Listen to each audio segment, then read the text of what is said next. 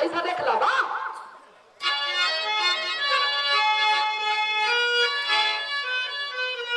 अरे कभी के उड़ियाली में से निकलल बा कथनवा बाबूजी हो कथनवा बाबूजी बेटी के बड़ी फल सुनी बात करनवा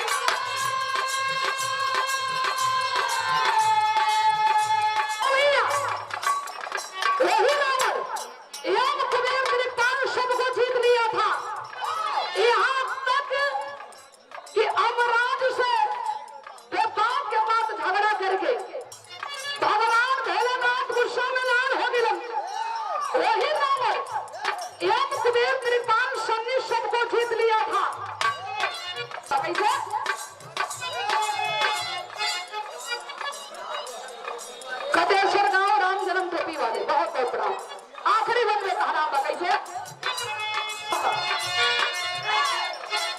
आखिरी लाइन में कहा नाम कैसे भारी कहीं नहीं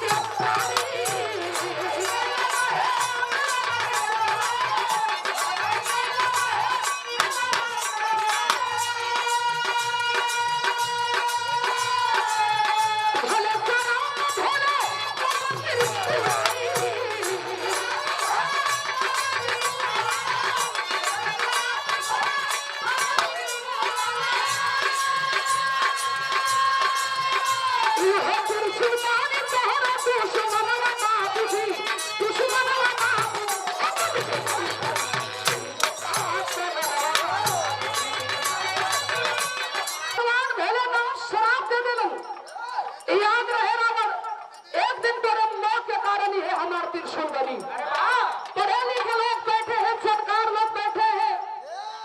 आप लोग थोड़ा दिमाग लगे हम कि आखिर भगवान भोलेनाथ के त्रिशूल रावण के कौन मौत के कारण बनल कहाँ बनल कैसे बनल कहा नाम था कैसे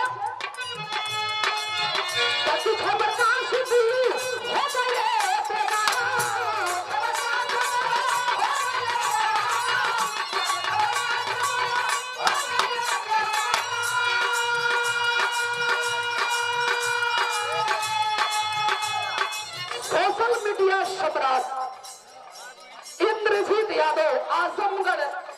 से ये बच्चा चलकर आया है कार्यक्रम में और कला और किशनलाल जी के बहुत ही करीबी